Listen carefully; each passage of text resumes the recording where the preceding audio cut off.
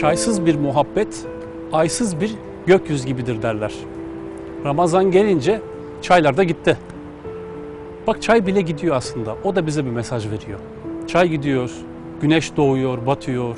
Hiç gitmez dediklerimiz bir gün geliyor, bir gün gidiyor.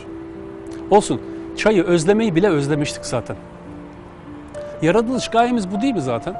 Onu bilmek, ona kendimizi sevdirmek. Her insan sevmek için yaratılmıştır.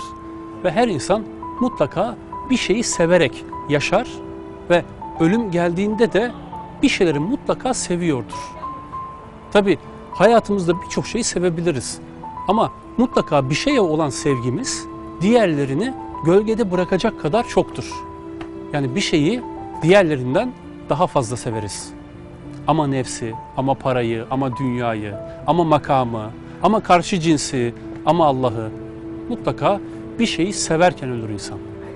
Ve bu seçim, yani ömür boyu sevmeye talip olacağımız şey ya insanı helak eder ya da abad eder. Yolculuk vakti geldiğinde derttaş, ölüm kapıyı çaldığında, yani tam ölürken bir şeyi seviyor olacaksın. Şimdi sen seç.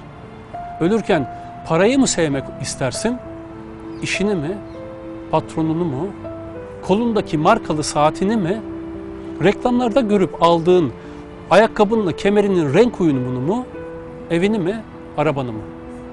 Yoksa ölürken Allah'ı mı seviyor olacaksın? Seçim senin.